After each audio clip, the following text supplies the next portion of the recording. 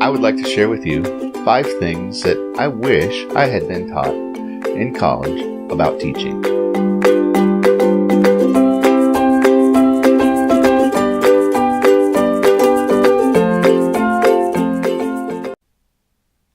The first thing, and this is actually really, I think, a big deal, the most important skill a teacher can have is the ability to get along with other people.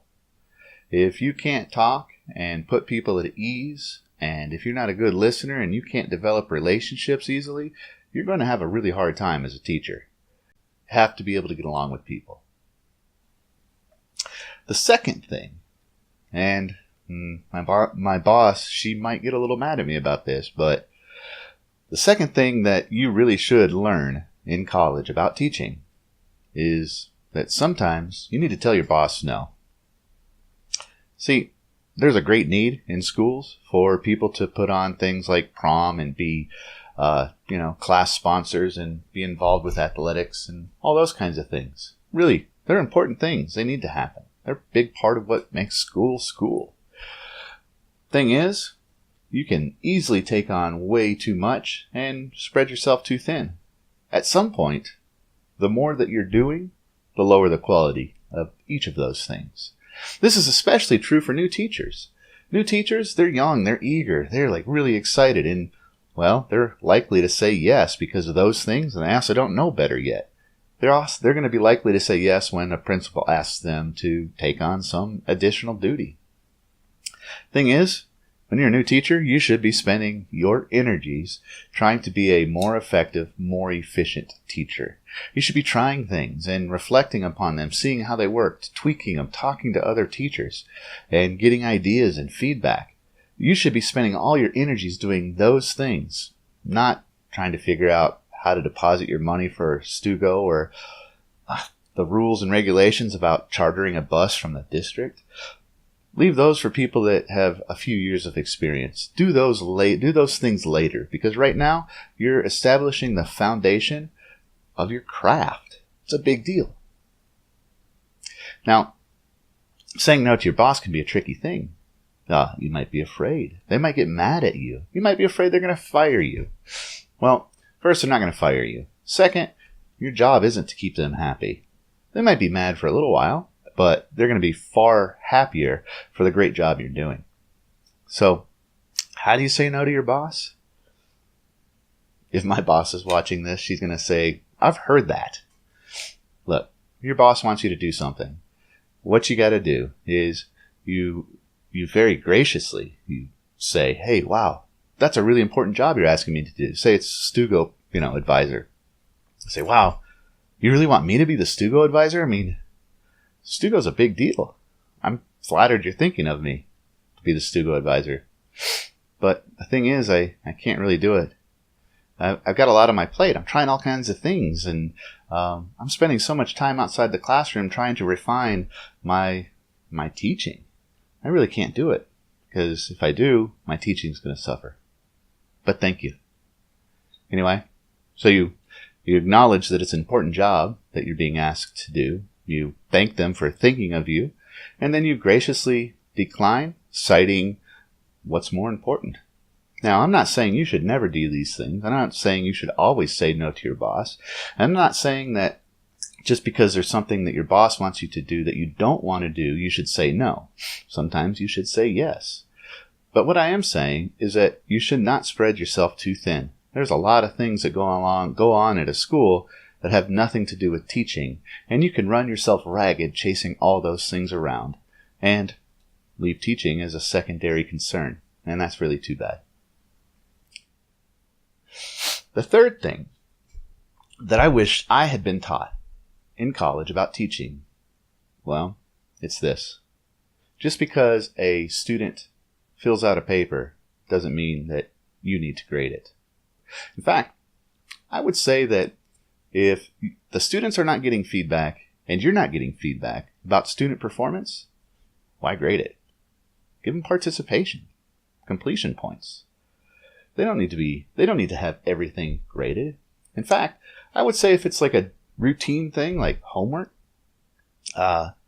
the students and yourself, you will get more insight into the progress by just having a class discussion.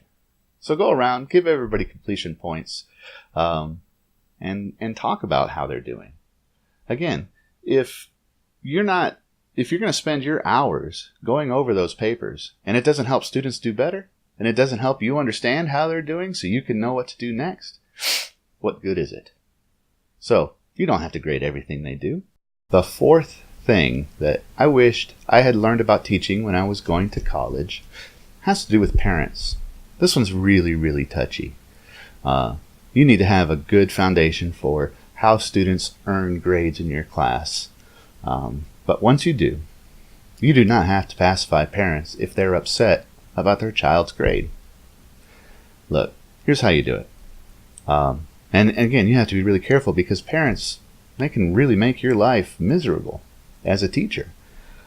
But here's what you do. You bring it back to the child and the student's performance. And you always shine it in a light where you're not really blaming them. However, you are showing that they're not doing what's needed.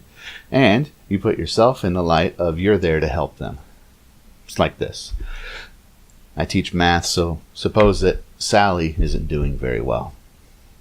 Tell mom and dad, look, Sally's not doing her homework. And since she's not doing her homework, she's not learning and she's not making mistakes. I can't help her learn if she doesn't make mistakes on her homework that we can then, address. And since she's not doing her homework and not learning from her homework, when it comes time to take the quiz on Friday, she fails. She's also not taking advantage of remediation. She could come see me and we would talk about the things she messed up on her quiz. I'd teach them to her, and if everything was right, I'd even give her an opportunity to show that she learned the things that she messed up on the quiz. That's not happening either. Then, if all of those things were happening, when it came time for the big unit test at the end, she'd be prepared and she would do really well. So let's get her to start doing her homework. Let's get her to start taking things a little more seriously during class and paying attention and asking questions. I'm here to help. I don't want anybody to fail. I want everybody to pass. But she has to show that she's learned these things. I can't learn them for her. There's things she has to do. Anyway, something along those lines. The idea, again, is that you need to show why the student is failing, show how they could correct the behavior, but do it in a way where you're not pointing a finger, you're not judging, but it is very clear whose responsibility lies where, and what your role is, and how you're willing to help. Again, that some parents will still be very mad even after all that, but whatever.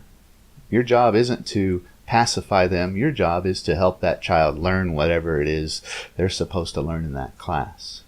So stand your ground.